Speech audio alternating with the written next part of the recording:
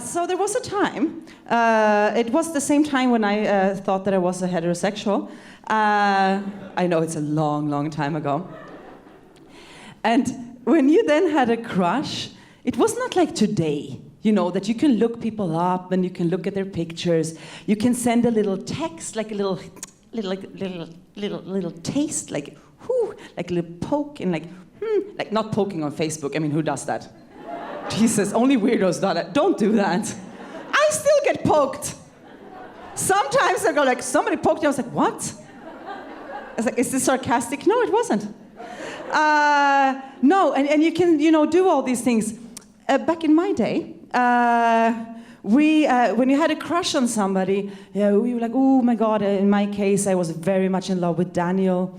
I was so much, Daniel didn't see me. I was like, ooh, Daniel. And then I wanted to make contact, but I mean, you don't, when you're like a preteen or an early teen, you don't go up and go like, hi, weird, at least not in Sweden.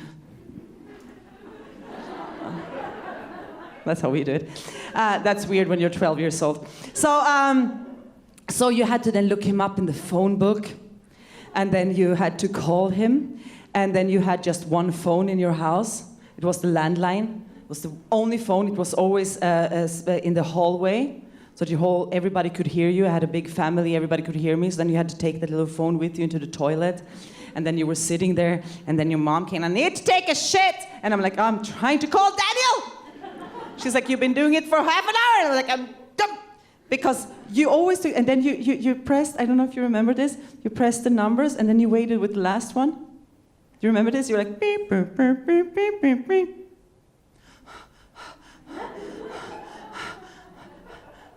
Beep, ah! And then, ah! And then you're sitting there working like, and then, boom, boom, boom. Ja, hallå, det är Gertrud. That was his mom. Hello there, it's Gertrud. I was like, is Daniel there? No, he's at football practice. Okay, okay, bye. Who's calling, please? Ah, bye.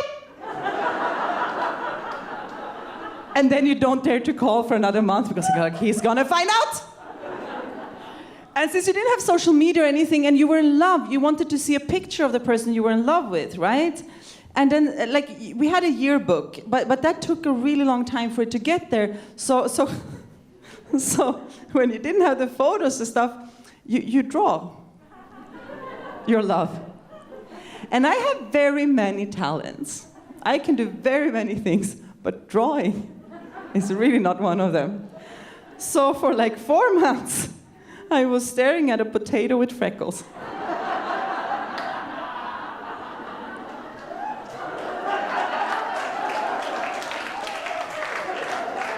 You and me, Daniel.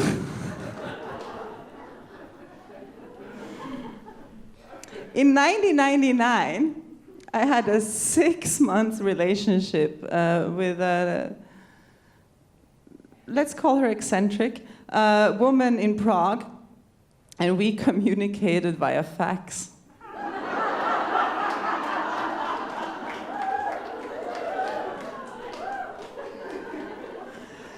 So stop complaining about social media, for Christ's sakes, think about the children.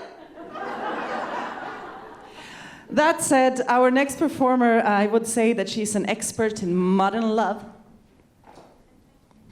And she would never be one of these weirdos that we were, you know, when we like, because, you know, you couldn't get contact, so you went to their houses and you stood behind a tree like a creepy peeper, staring at their door of the villa at 9 o'clock in the evening while they were watching, like, I don't know, Dallas or Beverly Hills 90210. I don't know what the fuck they were watching, and you were like, oh, maybe he's gonna come out. He never came out. And so we fucking raised a whole generation of creepy peepers. And the next performer, she will never be a creepy peeper unless you want her to. Give a big applause for Jules Gleeson!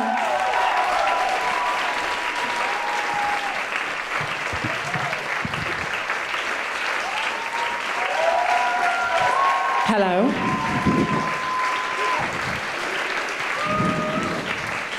So, around a year ago now, I was getting to know my girlfriend. And I told her I did stand-up comedy. It seemed like a winning move. And she said, well, fine, what do you tell jokes about? This was her reply. And I was like, it's a good question, it's a good question. Like, I've had sets about all kinds of topics. I've done a set on Satanism, I've done a set on, you know, all kinds of interesting, nerdy interests, but mostly my sets are about heterosexuality. With a specialism on heterosexual men. And I'm just like fascinated with how weird it is that heterosexuality is like so normal. That's my big...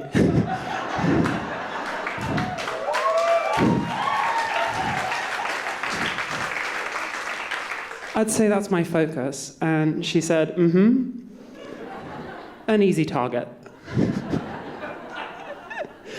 So I had to give her that one. And I came to realize, like, the more I thought about this topic, I came to realize that I basically never do comedy about my love life. There's very little I do. It's mostly just my sex life. And really... All right. And really then, it's only kind of selected snippets of the sex life kind of honing in on the bits which are funniest, because I'm a comedian. So you may have noticed. So this places an emphasis. It's like all men and no orgasms. That's the like... It's the kind of orientation, which is deceptive, because like it's deceptive. It's deceptive because normally I'm like romantically, I'm into women. I also like non-binary people. I date non-binary people. I hope we all do. Is that normal? Does everyone here do that? Everyone? Okay. That was almost a consensus. There's a few of you left. That's fine. You're missing out. You should give that a try if you haven't tried it yet. But yeah, mostly it's women. I tried dating this man once. It was pretty great. The last man I dated, I thought I'll give it a go. I'll be open-minded. And he was very sweet. He was a sweet guy. He was really into black metal. He was in a black metal band. And this is kind of what attracted me to him, that put him above the standard Tinder fare. So of course, like, he had to spend the first 10 minutes of this date convincing me that he's not a Nazi, right? Like... Black metal, a beautiful, majestic genre with a reputation. So he crossed the first hurdle of that, and then he made the mistake of trying to convince me that he wasn't like a homosexual. Like, he's like, well, what do you do? And I'm like, well, I quite like the queer scene. And he's like, yeah, I'm like 0% queer, just so you know. And I said to him, well, I'm sure you've got strong points, you know. It's good that you're honest, right? So that was the last time I tried that. But mostly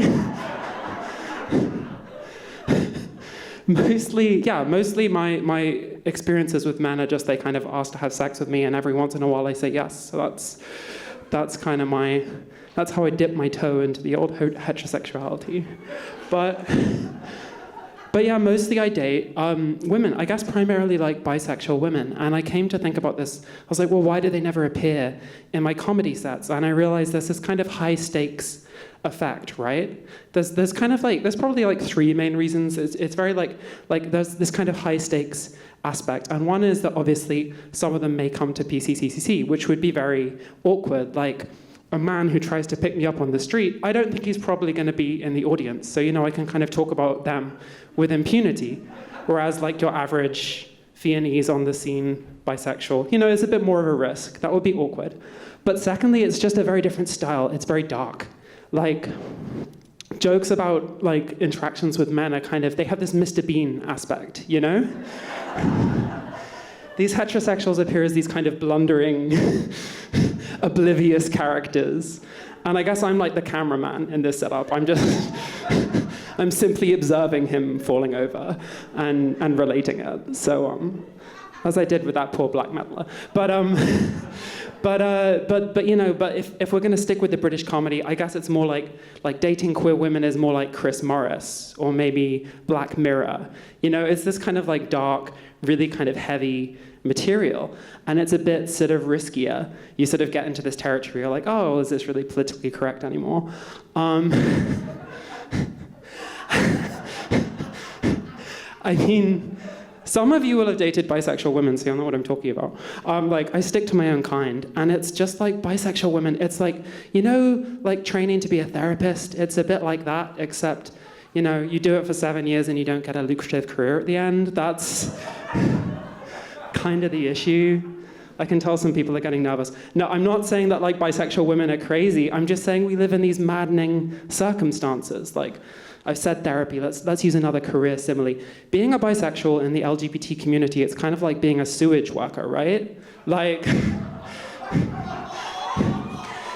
people, it's a steady job, you know? You're not wrong. But people want to kind of deny you exist. They want to, like, if at all possible, they want to forget that you're there. Whether they're, you know, in any topic, they want to just put you to one side, but that doesn't stop you getting shit on from all sides. That keeps on coming. So you're sort of in that distinctive little spot.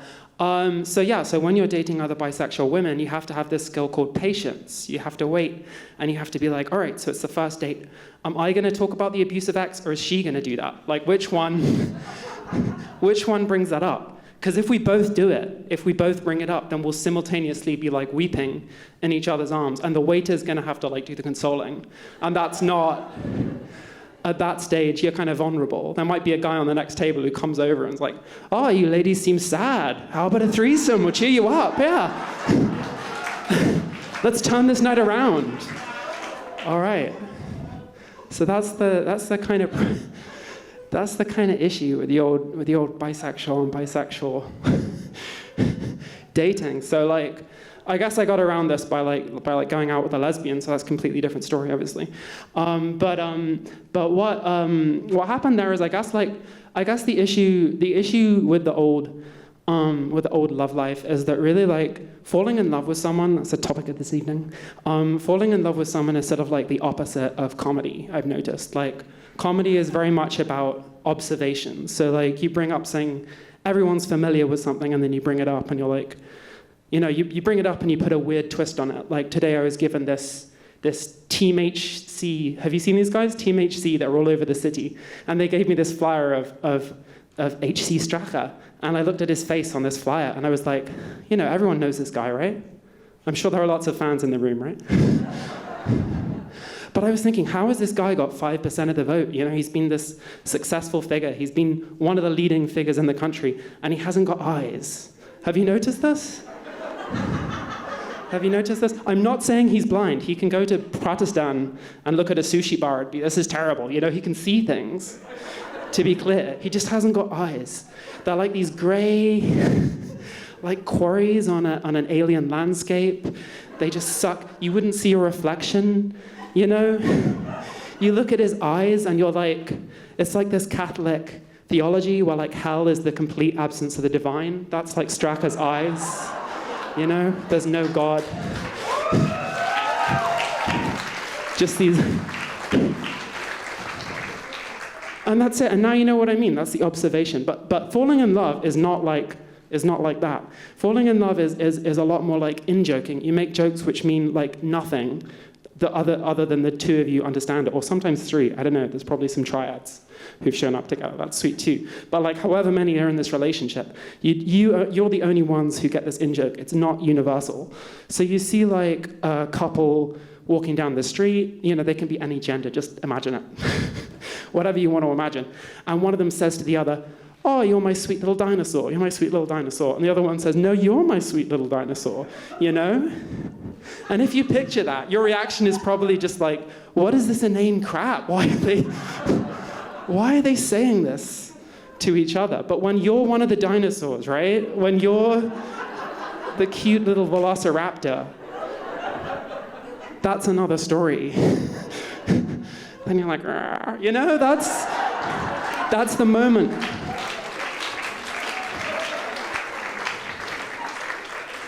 That's the moment you feel complete. And this happened the other week, and my girlfriend actually said I can use this bit of material. It was very generous of her. So she saw me changing, and she remarked, oh yeah, you're over-boobed. She said, you're over-boobed. And I said, I don't think I've received that complaint before, you know. That's a new one. But somehow, you know, as it does, it just got stuck in my head. So now every time we're naked together. You know, I'm a good Catholic girl, so we're holding hands until we're married in my local parish church. You know, every time we're naked together, that's just on my head. I'm like, oh, I've got this excess. So that's kind of what love is, and that's what I want to leave you with. Like, you've got the 3 setups. You've got like dating men, like Mr. Bean, like dating like queer women, which is like, which is like Black Mirror, and like falling in love. It's basically just like writing a dumb sitcom. That's you just gotta work out your catchphrase and use it every fucking episode. Every single time. All right, you've been a wonderful audience. It's lovely to be back with you again, back in WUK, and thank you all very much.